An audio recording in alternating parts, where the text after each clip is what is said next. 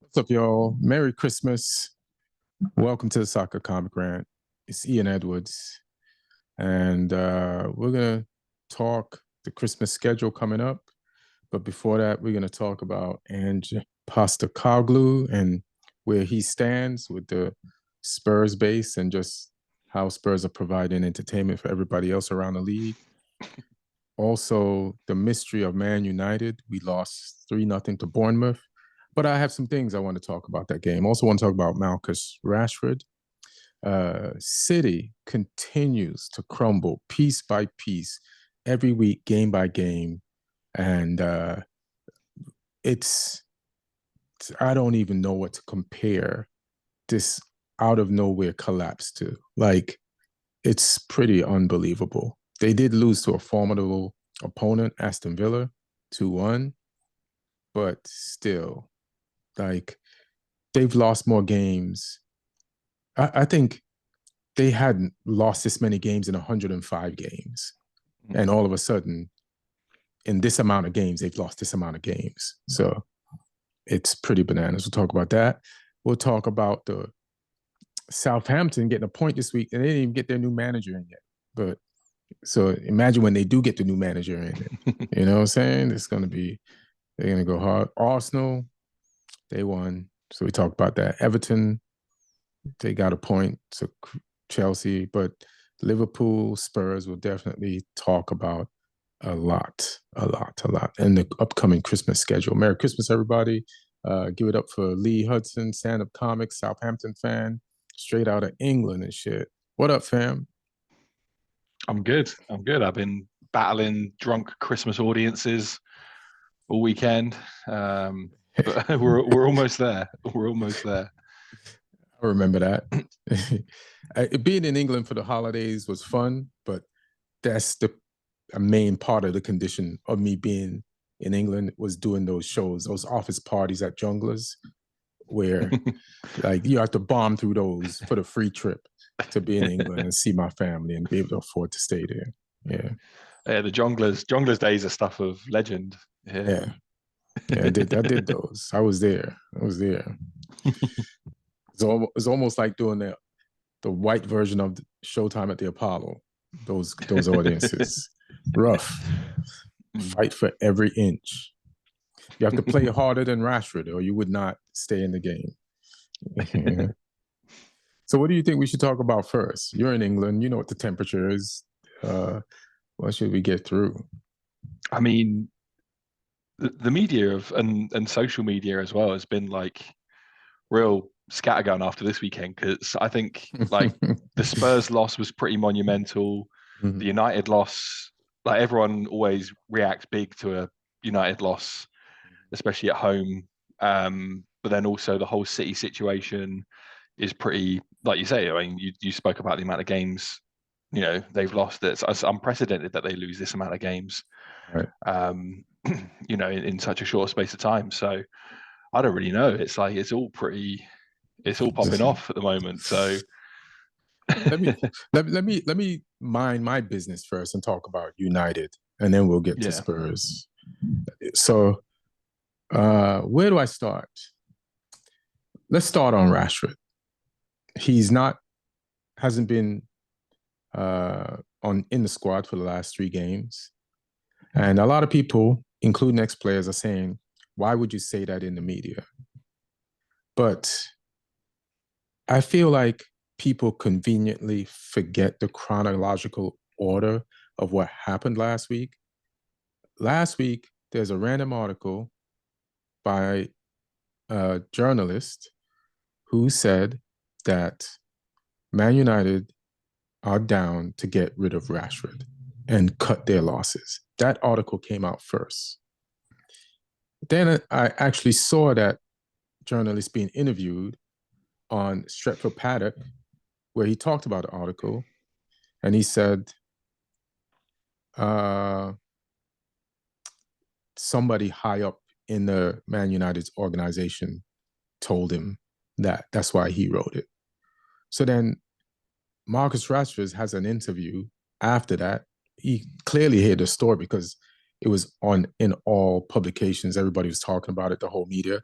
And then they ask him, "Are you,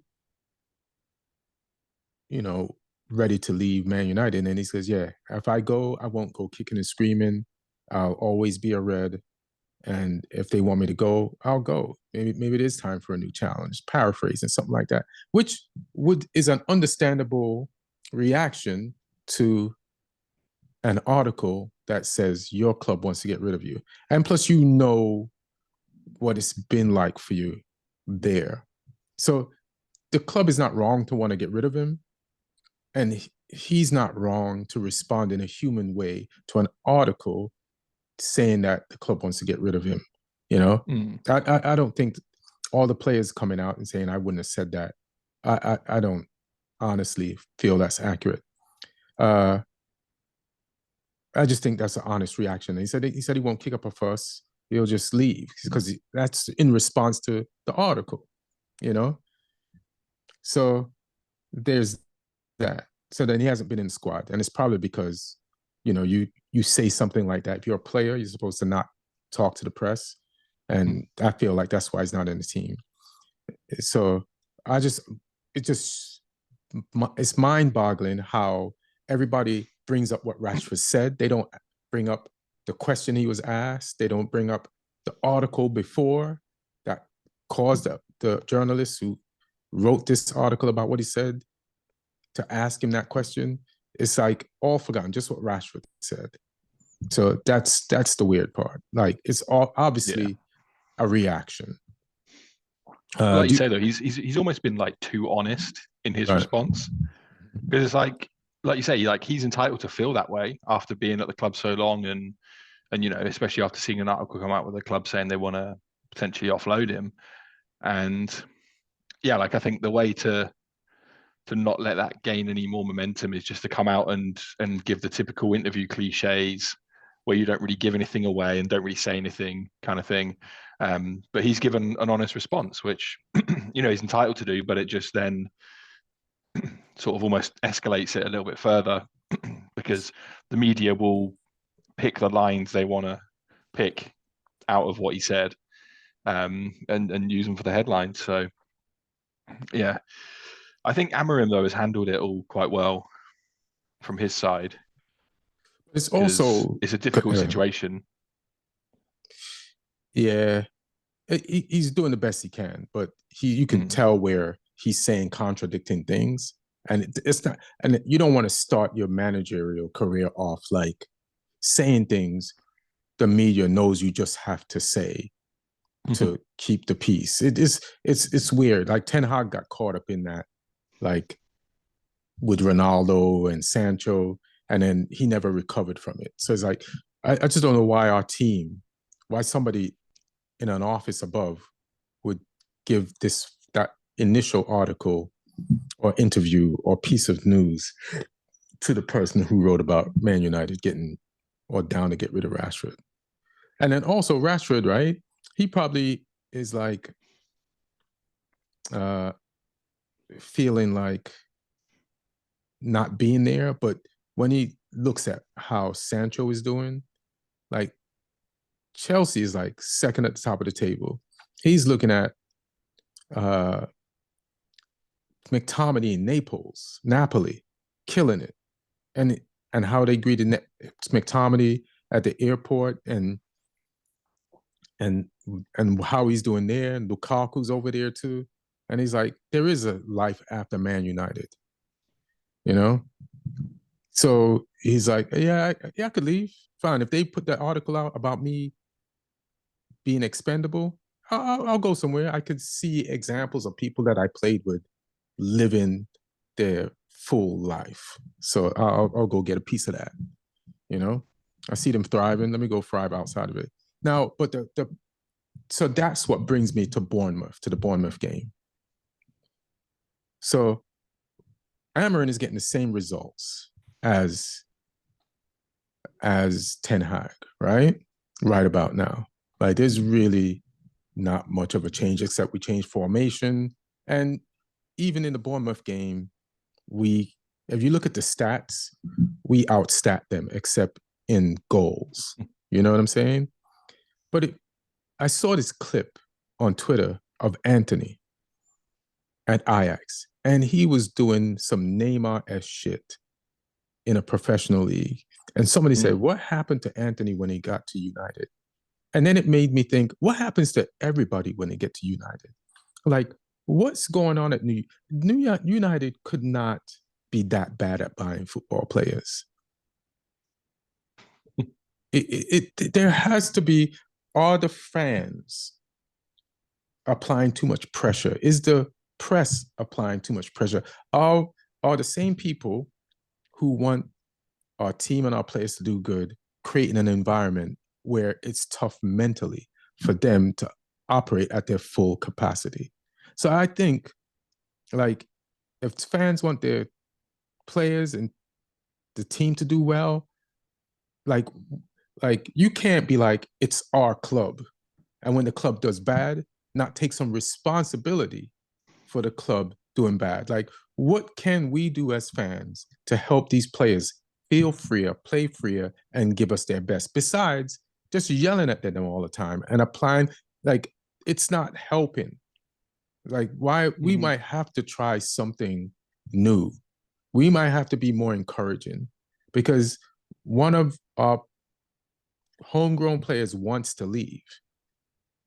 And we have recent examples of players that we bought that we thought was shit, like Sancho, thriving in a more competitive team higher up the table.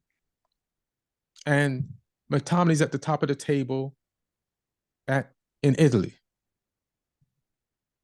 So, like, what is the media doing to not help us? What are we doing to not help us?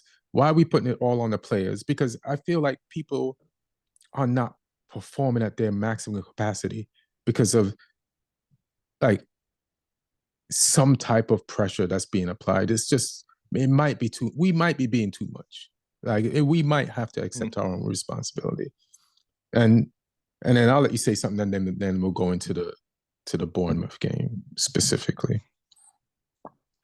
Yeah, I don't know what it is with United, because like there was always that there during the Ferguson era as well, and I think almost the pressure was kind of not bigger, but the pressure was different because United were the team and they were delivering as well. So it was kind of that pressure to keep delivering.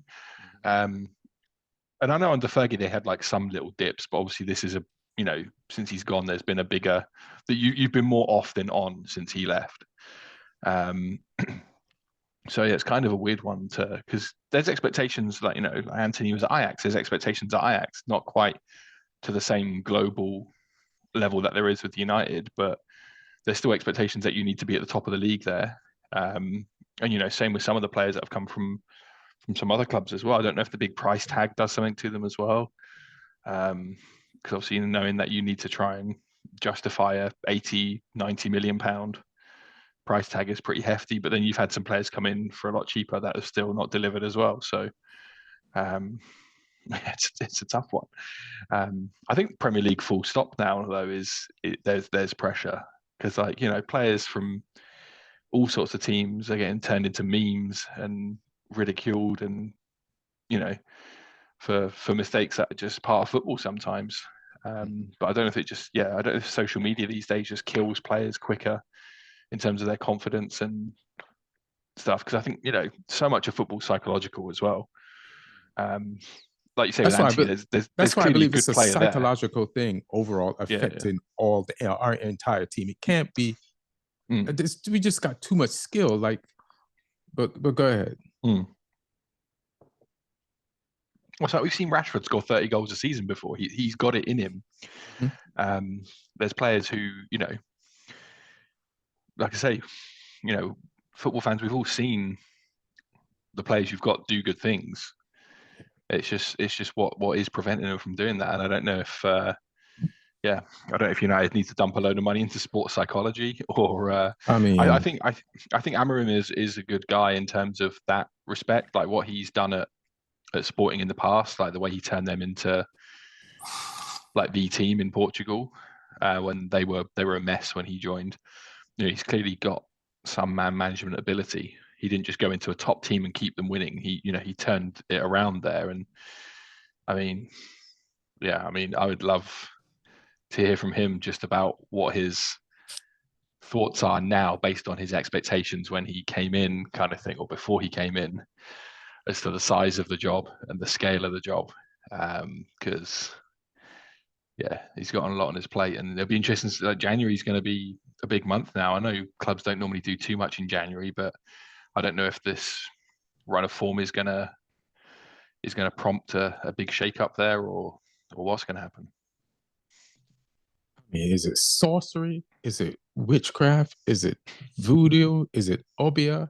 Is it like, what is this force field that's making us run slower, think with a hangover, and not like express ourselves? Like, and even like sometimes when Man United lose, like this game against Bournemouth, here's the stats, right?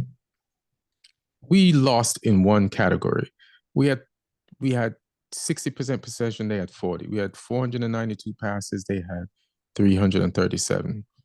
We had 80% accuracy, we had 75. Now the passes thing was confusing to me because I thought we gave up the ball so many times, but we did win it back from them, I guess, a decent amount of times.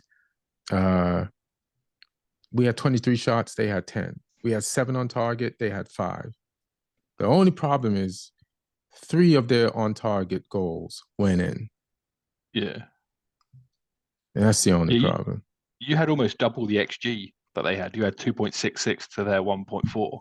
Right. And I think over your last few games, like the Spurs game, you whooped them on XG as well, which means that, the chances are there. It's just lack they of had to make 31 clearances. Yeah. We had so many corners. Yeah. There's something you're not doing. It's well, it's putting the ball in the back of the net at the moment, but also just the chances you're giving up are going in. And there's in another world they don't go in. But it's a hard one. Obviously, the penalty didn't help either. But yeah, just and that's my worry. It's like I don't want whatever the magic is that takes away your powers when you come to Man United. I don't want that to start happening to Maswari, who's been one of our best players this season. It didn't affect him when he got hurt first, but yesterday, that might be the first step into his decline. That's what I'm worried about. Yeah. Because everybody loves him. Like, maybe I'm crazy and I think this roster is better than it is. But like everybody's like, it's not the coach, it's the players. But I can't. Where's the guarantee we get a new set of players? They won't play the same way. So whatever it is, let's start looking into this area so we can, if there's even 1 degree we can make this area better for the next set of players, we have to. Because something's wrong psychologically and mystically here. I don't know, fam. As far and I guess we kind of talked about the Bournemouth game. Like, I want to see if you take Ugarte out of a game, where is Collier? Where is Collier? Because has he had any minutes this season? No, he was there in the preseason, but he was on the bench. So good. He was on. Play him. If you take Ugarte out, the perfect person to hunt, like, how you have the friend who's a pussy hound? This guy is a ball hound. You know what I'm saying? Like, this guy belongs in a. Have you played Alte Beyindir and started him in midweek? You got to play Collier. You got to play Toby Collier. Like, he will only add to your team. Like, you don't, it's like you need some legs, somebody that will hunt. So I feel like if you rotate this kid in too, because he will help. Because I don't know where we are now in the last few games, but we were like 16th in like amount of running. So you want to add some running to the team? This guy got 4 legs. He'll run his ass off. And then their goals, or they're first of all, Bournemouth is above us in the table. This ain't like Eddie Howe Bournemouth. You know what I mean? And we ain't Sir Alex Ferguson United. So yeah, this is gonna be a tough game. I can't say I wasn't worried about how we would do in this game, and I did feel like we could win. And if we'd have won, we'd have been ahead of them in the table. But now where are they? Let me go to standing. They're high now. I think they're fifth. Yeah. So now they're 5th. That would have been us. We'd have been 5th or 6th. Actually, it would have been like 9th. But it's better than 13th. I think this is the first time in like the Premier League era, so from like 92 onwards, where you've been in the bottom half at Christmas. Since when? Since the league changed to the Premier League. So 92, that was. All right.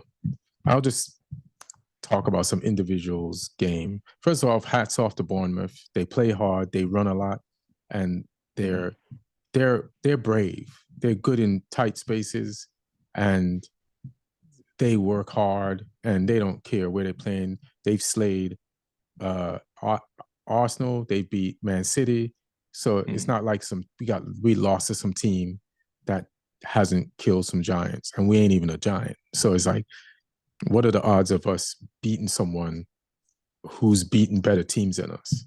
Even though we beat City last week. Xerxes, you gotta be a better front man if you're gonna play. You have to be better holding up the ball, and you have to want to hold up the ball. He's giving me Rashford vibes. Now, I heard that Juventus wanted him. So again, I feel like whatever that force is at Man United is affected. He's in his head. You could see he's in his head. You can see Rashford is in his head. So we need more from him. Malacia, he's still coming back from an injury. He ain't 100% sharp. So we just have to take the L on him until he gets back into this thing for us completely. Dalot making a lot of mistakes, especially early on in the game, not confident with the ball. I don't know if we've played him too much. You know, we need to get a left back so that we can alternate between him and Majwari, and they can both get equal rest and be as effective as they can. And so I hope we end this. What I want for Christmas is homeboy from Bayern Munich to be our left back. That's what I want for Christmas. Harry Maguire, I don't mean to shit on Harry Maguire, but he played well against Rasmus Højlund, and everybody's like, he had him in the pocket. Maybe we should extend his contract 1 year. Let's not do that. Let's take that money and invest in our future. The City game. The City game, yeah, sorry. Yeah. Like, that was just how City's playing now. It wasn't Harry Maguire. You know what I mean? It's like, let's like we need a more confident, higher IQ back there. And Mainu, I feel like he's still coming back. I still feel like Diallo had a decent game. Bruno, like on their third goal, it's 2 mistakes. One by Bruno. He tries to make this long pass up the right, and it's like not enough on it, not the right type of ball. It gets intercepted, but then we get it back, and Mainu loses it, and then they counter us, and then they just carve through us and score. And Mainu had a guy he could pass to. So the frustrating thing about United, even though we had 60% possession, we could have had way more. Sometimes we just don't make simple passes. That's frustrating. Like just tiki taka. Some of the best players in the world tiki taka. Why you can't tiki taka? Just once in a while, just to keep the ball. If you're in a tight space, just Iniesta is one of the greatest midfielders ever. He tiki taka. Messi, one of the best players. Just tiki taka. Like, what are you doing? Trying to make the pass of the game. Just keep it simple sometimes, guys. So, I mean, we lost 3-0. They just took their chances. But I honestly don't think they played better than us. But they did play good enough to beat us. So you got to give them that. I don't know if you have any thoughts on that.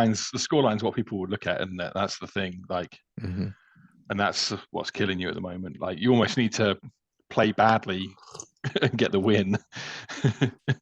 It's people only look at the results, and eventually results are what Yeah. that's what you live or die by. So it's harsh, and you would hope that if the performances are okay, that the results will come. But I don't know if there'll be a time when Amorim stops his rotation to be like, right, I've seen enough. I know who I need now. I know who I don't need. So I don't know if that's going to happen in the near future. Yeah, I don't know what he's gonna do. I still feel like he came into the league at a time where he knew December was coming and there's gonna be so many games, and he's gonna have to at least rotate until the end of the Christmas game period because there's just so many games, and he wanted to give players a chance to like be fresh as possible for a 3-game-a-week schedule. So, but that's why I think like Ugarte needs a rest, and that's why you need to play Collier. But I'm glad to see that he was on the team. He didn't play, but at least he's been identified. So let's rotate him in there. Get these. He's a good player. He's not afraid. He's not afraid. So that's Man United. Do you want to roast Spurs a little bit next? Oh yes.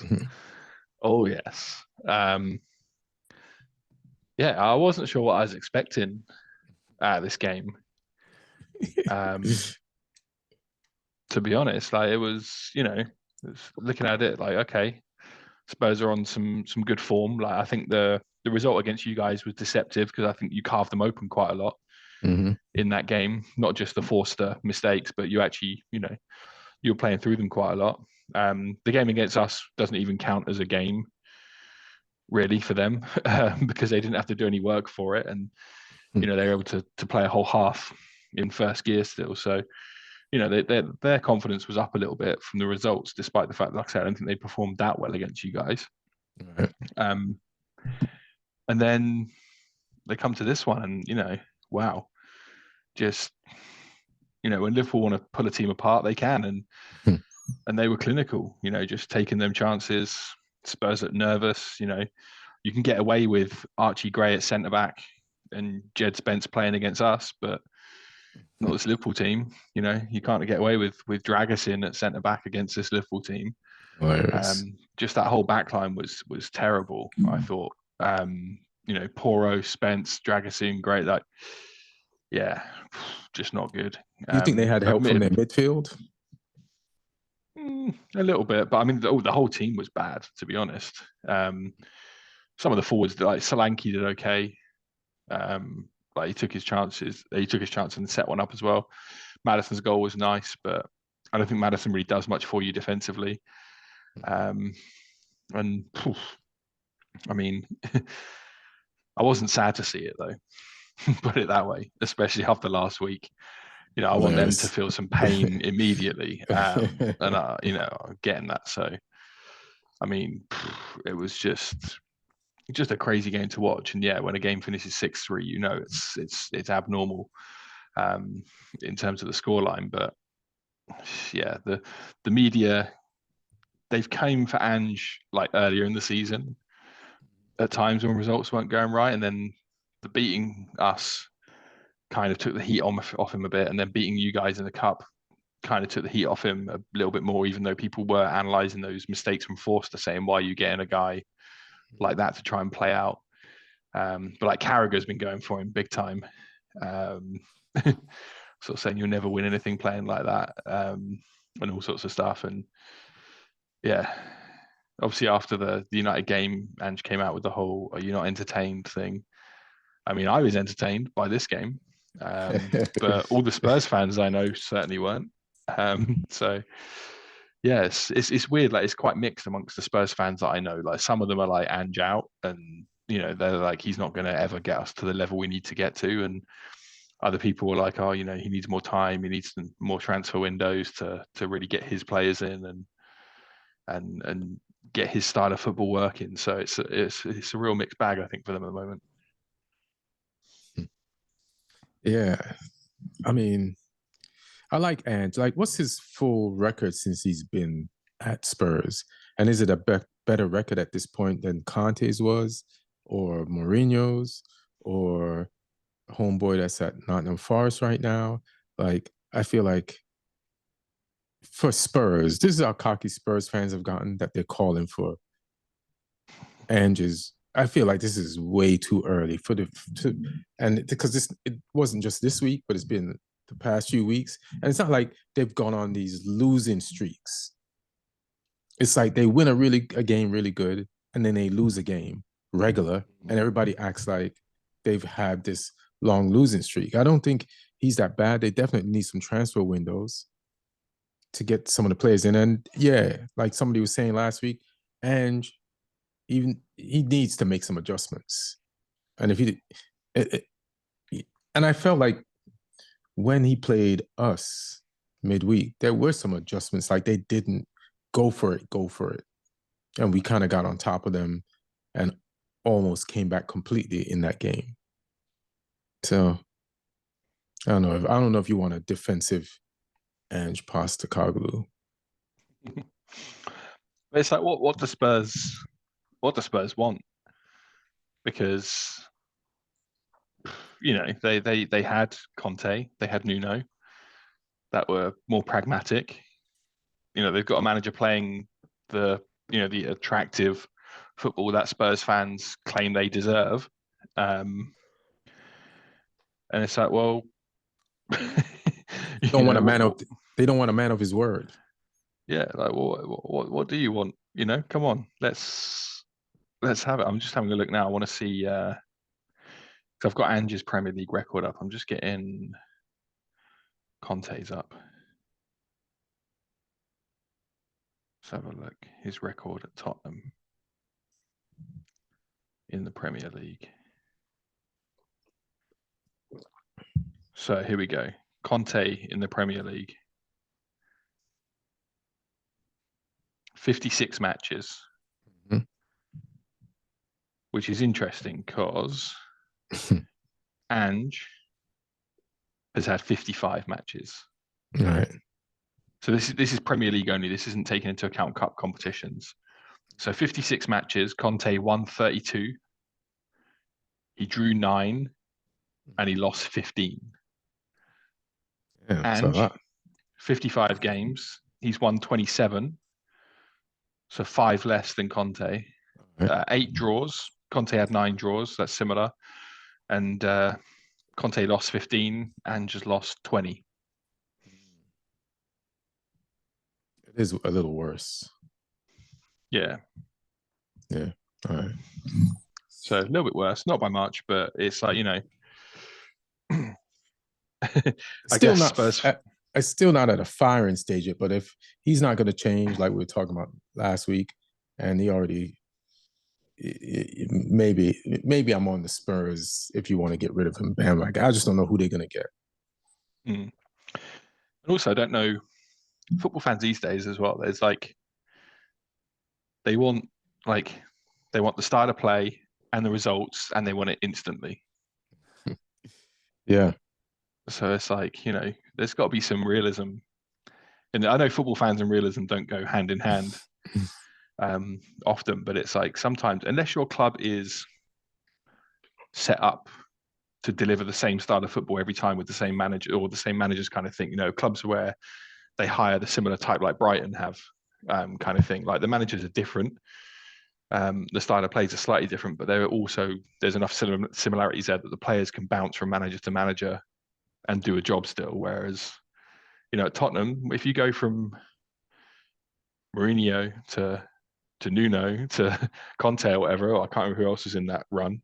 It's like there's different styles of play there. And then to go to Ange, where it's like you're asking them to play high possession, high risk football, with some of the players that were being asked to play Conte ball. It's, you know, there's some differences there. Yeah, I would still keep him. Not that you're saying just to get rid of him. Give him at least 5 more games and see if he can. I feel like just wait. I love how you're like, they should keep him for 5 more games. Yeah, and not just for my entertainment. I ain't even trying to play them right now. I'm just saying it feels fair. Yeah, but who knows? Do you want to go to your team, Southampton, versus who did you play? Let me see. We played Fulham. And it was 0-0? Yeah. How you feel? You got a point. It was a terrible, terrible game of football to watch. It was pure suffering in terms of entertainment, and you know, we played ugly this one. You know, we sat back, we defended, we played long. We didn't create much. I think we had 1 or 2 shots on target in the entire game.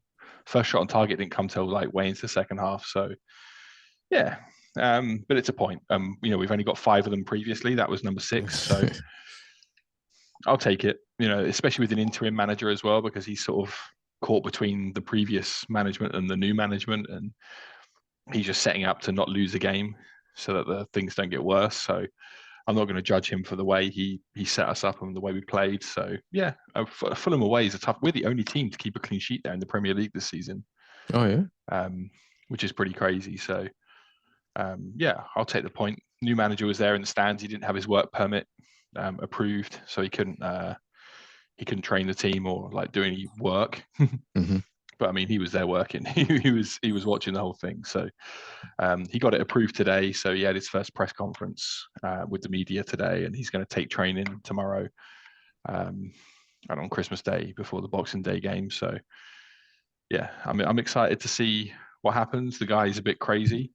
There's videos of him having a fight in the car park with the sporting director at Torino when he was there. But what's the name of this guy? Ivan Juric. Or Juric. He's a Croatian. He's Croatian, but he played a lot of his career in Italy, and then all of his managerial career has been in Italy as well. So he's sort of like Croatian Italian. But he used to be he played for and was an assistant coach of Gasperini, the Atalanta manager. So he plays like a similar style to him, and obviously, you know, if he can bring, you know, Atalanta's football to us, then I'll take that. But it's going to be like high pressing. It's going to be a lot of running. The players are going to need to get used to running. You guys run already? I mean, we were running back and forth to take kickoffs against Tottenham. So hilarious. But yeah, it's going to be high intensity from the sounds of it. It's going to be aggressive pressing, but also playing forwards quickly as well. So I think we're going to be a more horrible team to play against than we were under the previous manager. So I'm looking forward to it. You know, he had a terrible time at Roma this season, but Roma were on their 3rd manager of the season. They sacked De Rossi a month into the season, then brought this guy in. He lasted 2 months and then fired him. Then Ranieri's in there now. So I'm not going to judge him on that. But in his 3 seasons at Torino, I think he got them top 10 every time in Serie A with a small budget. So did some good work at Verona as well. Well, good luck, man. I mean, you're gonna need all of it, all the luck. But that, you know, he start with a point, and then he didn't even come downstairs to the pitch yet. So he will next game. And so who you got in the first game for the Christmas holiday? West Ham on Boxing Day. I'm going to be there. So oh yeah, I'm going to see the first game of the new regime. And there's one Italian football journalist that said that he makes Conte look shy. Hilarious. So it's going to be interesting whatever happens. Yeah. So he got a huge mouthpiece. And he's gonna be like using it like that. And then we talk about Tottenham. For some reason, I'm fighting sleep, so we might not even be on.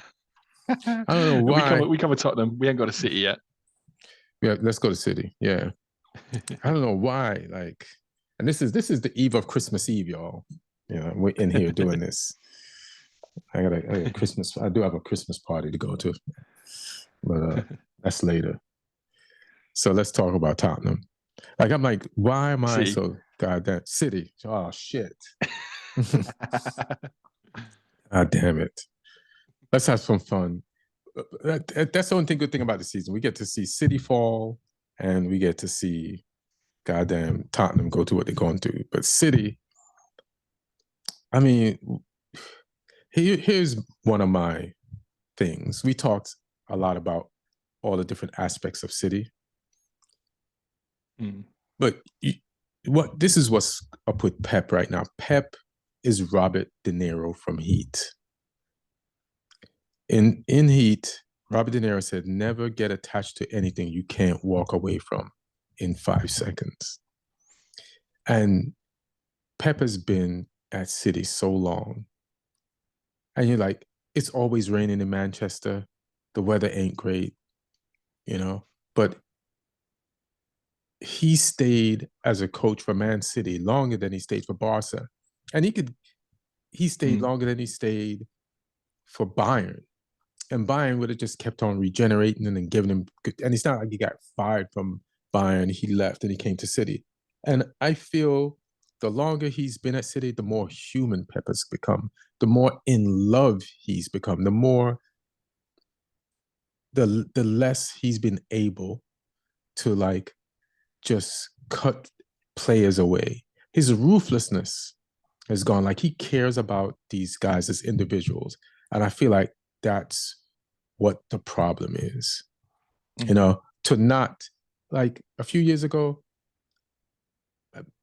Pep got rid of Sanchez, I think Sanchez, who ended up playing for Arsenal. Like, he was a good player, but he wasn't good enough to play for Barcelona. You know, and I feel like Pep, these guys he's found a place where he feels at home, and then you get relaxed and you just don't do the same things in a relationship or talk to people the same way and like be as ruthless as you are. Like, he cares about these people as individuals. And I think that's the missing ingredient from Pep. Even when you see him in his interviews, he's like, I'm not going to yell at the guys. Have you seen what they've done for me? He doesn't throw them under the bus. And he's like, this is abnormal what we've done in the last whatever amount of years it is. And winning Pep who ain't been to therapy and been shown the way to empathy, would not be saying these things. I feel like he has too much empathy now. And empathy, he's gone soft. He's gone soft. He's gone. A part of it is soft, and he's loyal. You know, he's too loyal. He's like, he's been accused of these things, of being cold. Like, this is the Pep that wouldn't fuck with Yaya Toure. You know, now he's like hugging everybody, going on the pitch, and I feel like Pep that a lot of people didn't like needs to come back in order for this team to like do what it needs to do. And when I say team, I don't mean with these players, because that Pep, if he comes back, no matter how much service these guys have given him, he will be like, he would not accept any excuses, injuries, age, or nothing. He would clean it all out. And he would have been cleaned it all out if he hadn't been getting soft all this time, to the point where he didn't realize that they couldn't give him what he wanted. So that's what my City thing is. And that's why they're getting their bad results and not winning. What do you have on City? I mean, I agree with that. It's it's I say, it's the longest he's been at any club. He kind of knew the right moments to walk away from Barca and Bayern.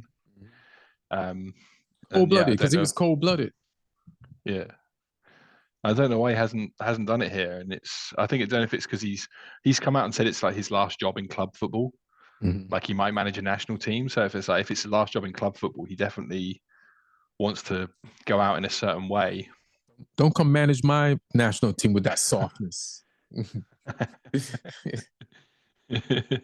um, but yeah, I mean, because like people talk about like the squad needs a sort of remake as well, and it's like I don't even know if it's always the squad that needs a remake. I think there's sometimes it's like the football needs to evolve as well. It's like sometimes if you play a certain way and you're always asking the players to do the same things, that can get a bit stale as well as having the same players. So, because I mean, there are some players who've had a shocking record, like Grealish, his returns in terms of like goals and assists in the last like year has been terrible. Yeah, Like he hasn't, I don't think he's scored in the Premier League for a year, damn. which is crazy. And it's like, okay, Pep, is your style of play suited to getting the best out of a player like that?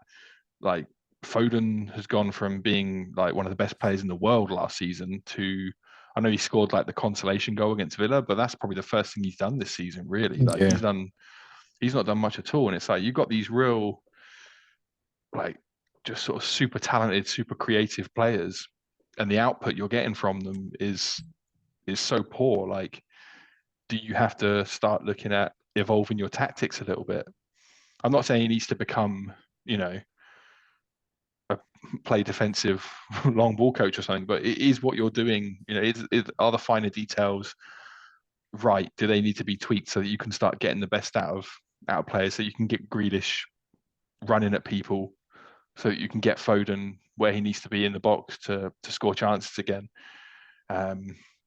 Because just right now it's not working, whatever it is. yeah. Like I watched the Villa game, and the Villa goals were. I was like, does City think they're West Ham? Because Villa just played right through them. Like Yeah. it's it's Tillemans to Rogers to Duran, and then it's the Rogers just riding tackles like a wave. Nobody being able to bring him down or touch him, making everybody look old. And it's just like this guy, and that's just two 20-year-olds having fun with Champions League winners and dominating them. So eh, when they did lose the game yesterday, they got breached with like 3 passes through their middle, I think, each time, and shot on goal, and then that was it. Mm. I mean, So you mentioned him there. Props to Rogers though, because he was probably the best player on the pitch in yeah, that game, ex and he's player. yeah, ex City as well. So yeah, pretty crazy.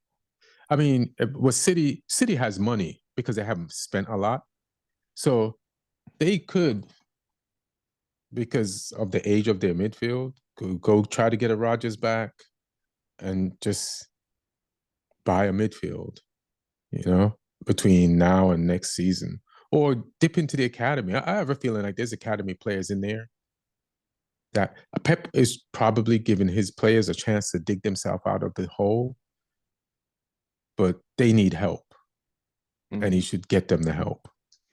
It's too Yeah. much experience and not enough youth. And Jack Grealish, I was talking to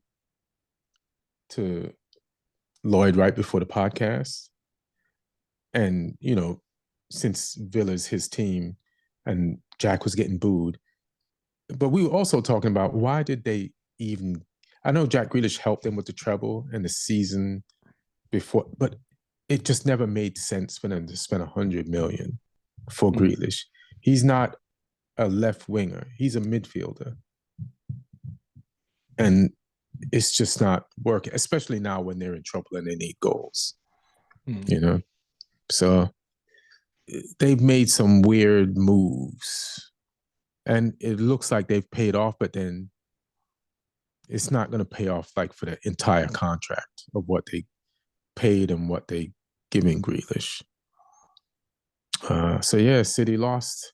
again, and now I don't believe they can win the title. Like I've been waiting for the water to get to a certain level to believe that they'll never be able to swim out of the tank, and it's got to be here. Like I don't see them getting better. The next game, I think, is Everton. Well, you think Everton's going to just give up that ass on Thursday? I do think they will actually beat Everton comfortably, but I mean, but I agree with you that they're done for the title. And I was kind of thinking that every week I've been sort of thinking, they'll turn it around. They'll turn it around. And then we've just, it's just reached a point where it's beyond them now. It's almost just like you've got to just make sure you get back, like just to play in the type of football that they and winning games. Like, where that takes them in the league table, I don't know. But I mean, it's just got to get better. I'm trying to see. So it is I'm Everton. enjoying it if it doesn't, though. It's at City. It's at City. But Everton's been getting some results lately. The draw with Chelsea this week, the draw with Arsenal at Arsenal. Everton got that new owner bounce. They got that new owner bounce. So let's see what's up with that. Let's talk about Arsenal for a little bit too, because they won. Like they took the belt off Crystal Palace's pants and beat them with it, their own belt, but they lost Saka till February. And we know how much they struggled without Odegaard.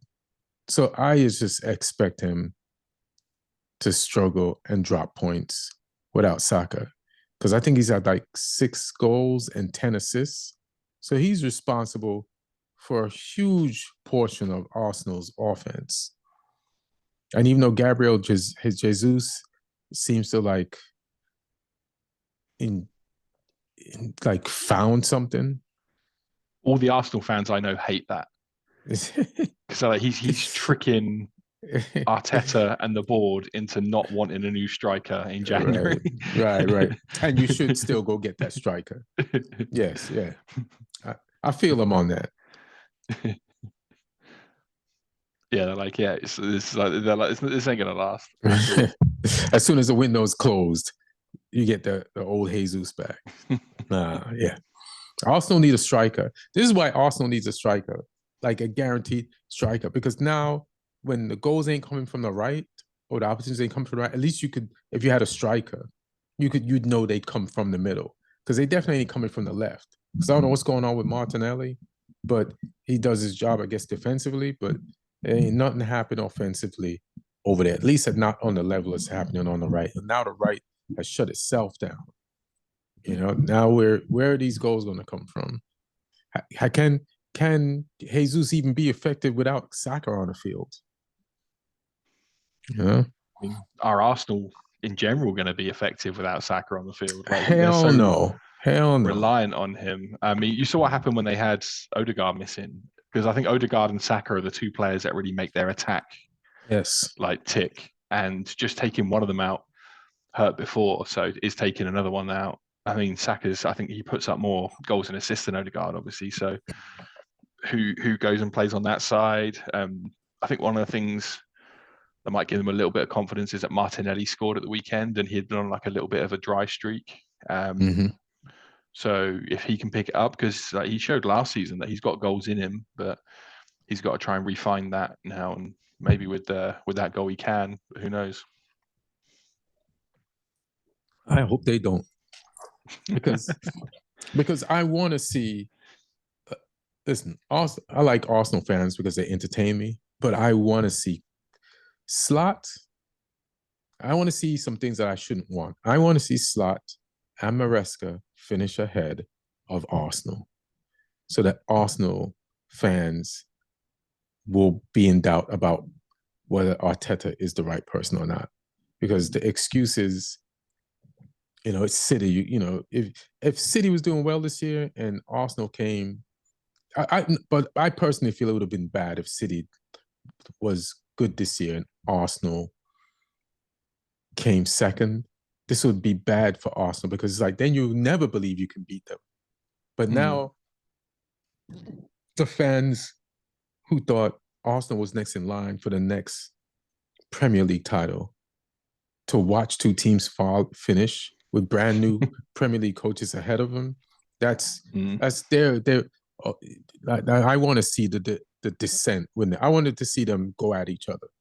The ones that believe in Arteta and the ones that don't. So Ipswich, do your thing. Do your thing on December 27th. So which game are you going to over the holiday? I'm going to Southampton, West Ham on Boxing Day. So home could game. Be winnable for you. Home game, new manager. I mean, yeah, West Ham have always got a terrible performance in them somewhere. I'm hoping it's one of them ones where they just let people run through them and they don't defend. It worries me they got Kudus back though from his suspension and he's looking good. So when they got him and Bowen together, I think they're a dangerous team. Yeah. So they're the guys we're going to need to keep quiet. But I think their back line is definitely there to be got at for sure. So did we talk about Southampton yet? Period. Yeah. We covered the Fulham game, the boring 0-0 that we had in that one. It was so boring. I forgot the game. The game was so boring. I forgot we talked about it being boring. Shit. Yeah, we were just kicking it long. We had Ramsdale back though. This is Ramsdale's first game back since breaking his finger, so that was good. He's wearing like a special glove because he had like two of his fingers like taped together. He was throwing up the W out there. He was, but yeah, I mean, it's interesting that obviously our manager got criticised, Russell Martin previously, for the style of play and the mistakes that led to the goals. And I watched the Ipswich game against Newcastle at the weekend, and some of the goals there were coming from their keeper messing around, but they don't seem to be getting the same amount of criticism that we were, and they're right down in there right now. It wasn't a good weekend for some of the teams down the bottom. Like the Leicester Wolves game was crazy as well. Like Ruud's new manager bounce is done. It's done, yeah. It's officially over.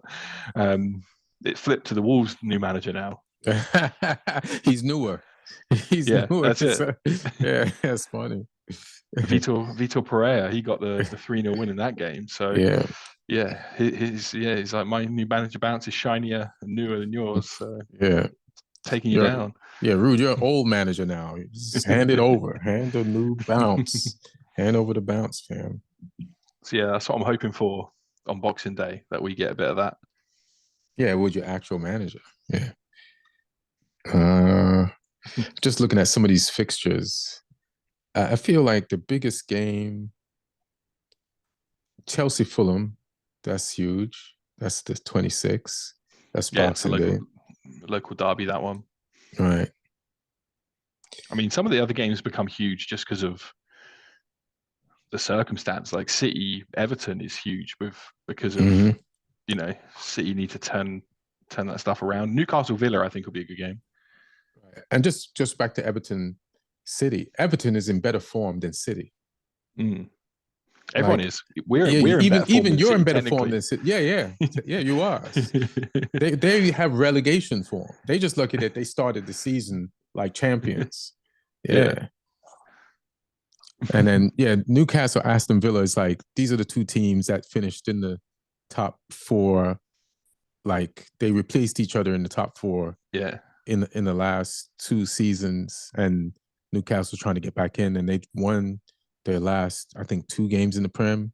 So and Aston Villa's like, all right, they got stung a little bit because of the Champions League and all the games they had to play, and now they're getting their sea legs back. They're starting. I forgot to ask Lloyd, what does it mean that they're starting Duran now? What does that mean? Because Ali didn't do anything wrong. Like, Duran is definitely the 21-year-old that's scoring, but so is Ali when he's out there. Ali started the season slow.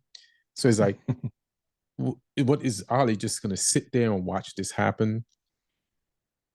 Because he could come in Man United and start. Oh, he could go most teams and start. Yeah. I think he had like a little injury sort of like not full injury, but one that like needed him to be on the bench. And that's when Duran got put in and he couldn't stop scoring. So is that what Unai did? Told him he had an injury. Hey man, you have an injury. I feel fine. I said you have an injury. And Duran is starting.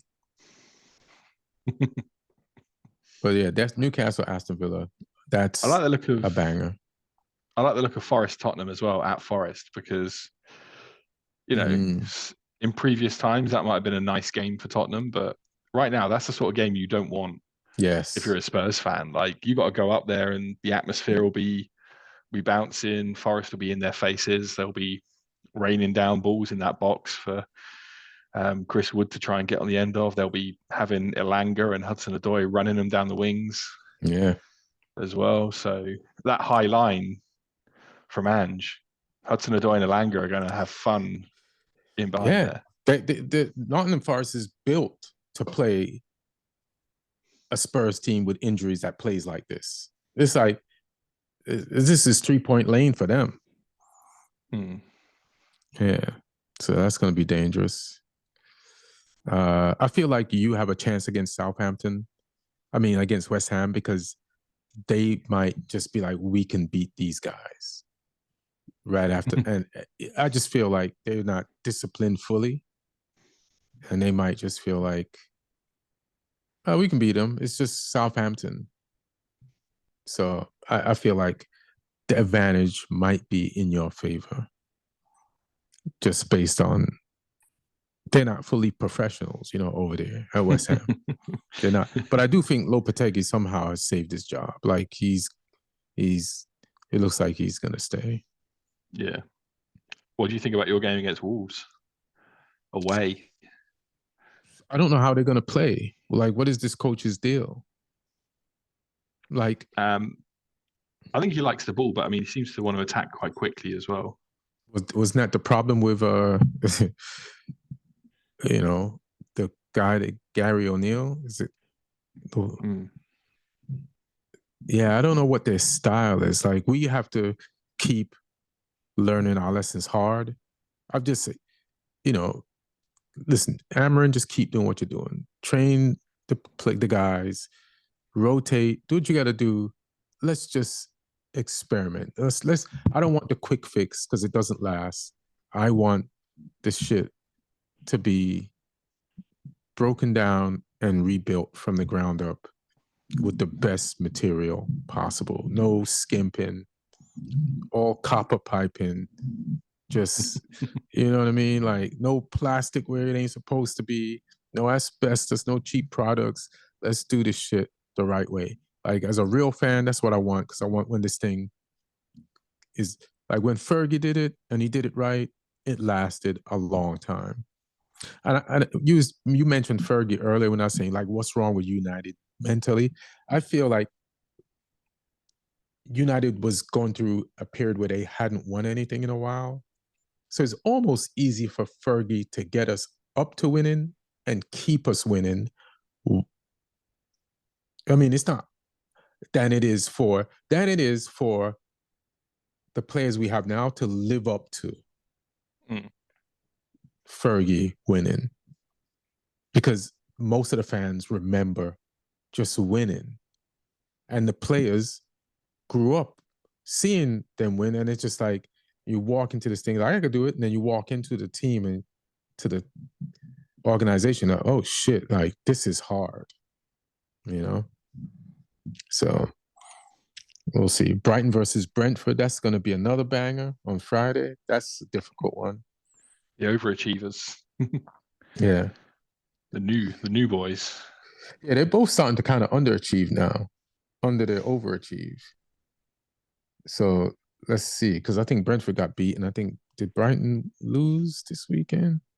They drew West Ham. They drew West Ham, which is a decent score for them. They've been on like a little bit of a wobble, and Brentford lost at home, which was unexpected. Yeah. But for me, they're both still punching like above their weight historically by being where they are, and the fact that they're both disappointed with their form is like that's a sign of where they're at now. Right. I'm worried about Rude going up to Anfield. Oh, because he's I going to don't. catch a he's going to catch a beat in there. Oh man, see, I want Rude to survive, but they just got pounded 2 weeks in a row, slapped up, disrespected, spit on, and then now they got to go to Liverpool, like who's just like so. Yeah, who does Arsenal play? Let me see who Arsenal got. How come I don't see them? Oh, they play Ipswich, the Tractor Boys. Okay, at home. So we'll see. What that fantasy league do? Oof, the fantasy league. I mean, I did okay Did you get this rid of week. Haaland yet? Oh yeah, he's long gone. Did you get Salah Yeah. with the Haaland? Yeah. Yeah. I tell you the bad decision I made this week though, because I did have Watkins, Mm-hmm. and I was like, I need to get rid of Watkins because obviously he's not going to be playing now. So I took Watkins out. I looked at the budget, and I had two choices in my mind. I was like, I can either have Nicholas Jackson or I can have Isak. I was like, they're Jackson. both similar value. I went Jackson. He did nothing. He missed two good chances against Everton, and Isak went off against Ipswich. It's fine. Jackson overall, I feel like you'll get the goals. Overall, like Chelsea are more consistent than Newcastle for sure. Yeah. And But Isak just been this getting week, injured too. yeah. But this week alone, it was a terrible decision. Right. Because he could have got me a bag of points. My forwards did nothing. My forwards were Wissa, João Pedro, and Jackson. They did nothing for me. Yeah. I gambled as well, and I went Wissa for captain because I was like, Brentford at home, they're strong at home. And all the other players sort of had slightly tough games. So I messed up there because he missed a couple of big chances in the Brentford game as well. So it could have happened. But I still got points though because I had Semenyo, who obviously got a goal at Old Trafford. Oh yeah, you have to bring that up. Yeah, I had Kluivert. I had Salah, who I didn't captain him, but he still got 21 points. I had Hall, who got a clean sheet for Newcastle, which was good. I had Murillo, who got a clean sheet for Forest. I had Gabriel, who did okay, got an assist for Arsenal, so they did okay. Another one where I messed up though is I had Ramsdale on the bench. I've had him on the bench the whole time he's been injured, and my other goalkeeper is Alisson. So I was like, Alisson, he's got to be my first choice keeper. Alisson got me 1 point because he conceded 3 against Spurs, and Ramsdale got 10 points because he got a clean sheet and a bunch of bonus points in the other game. So. Did you make any good decisions this week? What's going on? I made some. I gained on Martin. Martin got 40 points this week. I got 56. So I gained 16 points. Oh, good. On Martin. So the gap's small now. That vacation visiting his sister in Munich is probably distracting him a little bit. I mean, Martin always goes heavy on the Spurs players. So that sometimes costs him. He didn't actually this week, though. He had 2 Fulham players, which obviously cost him because he thought they were going to smash us, but he's still got Haaland. He's still clinging on to Haaland. Hilarious. So hopefully Haaland does nothing against Everton this week. He's still got Watkins as well. The big one that we're all having to do this week though is get rid of Saka because he's out for like 2 months now, right? With that hamstring injury. So I had Saka, and I'm hoping my prediction of Martinelli coming into the goals is correct because I've just made a straight swap Saka for Martinelli, but I'm only doing it for 1 week while they've got Ipswich, and then next week I'll move him out. Why don't you just pick another player from another team that does well? I wanted some. I think Ipswich are crumbling, so yeah, that's what I'm going for. This is a purely for this one-off game situation. I think Martinelli's going to be even more involved without Saka there. You get a Bournemouth player? I've already got Semenyo. Yeah, Kluivert's kind of got some. I'm trying to look at these teams. I've got Semenyo, Palmer, and Salah in there.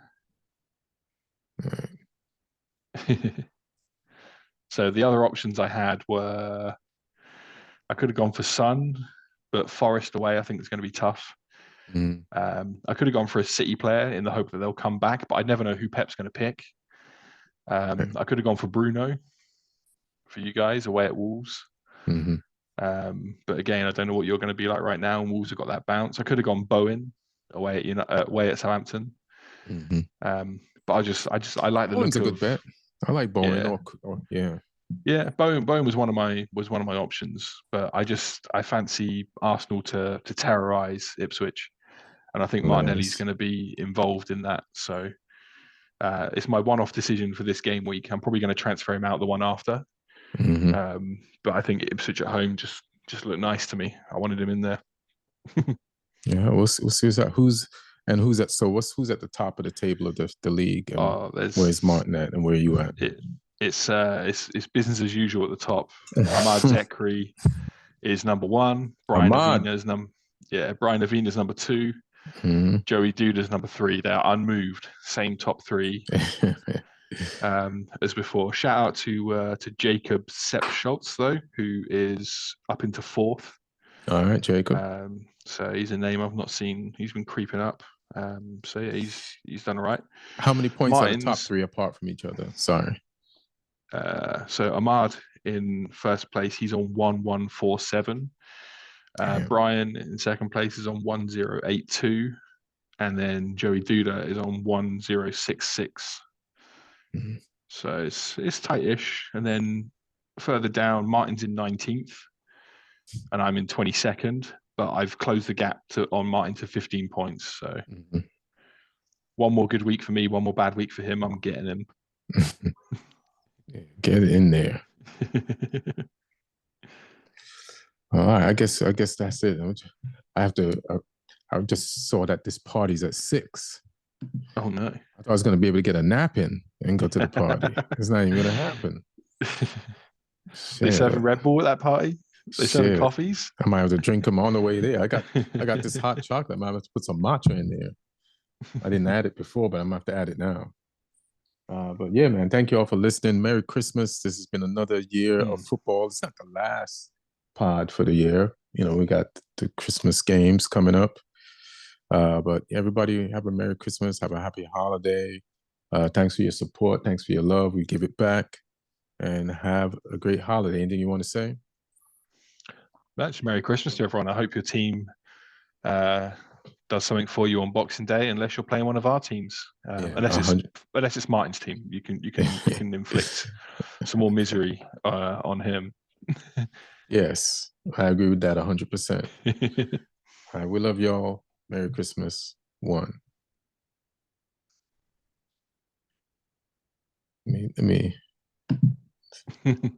Sorry, y'all. This is an awkward goodbye, but yeah. Here we go.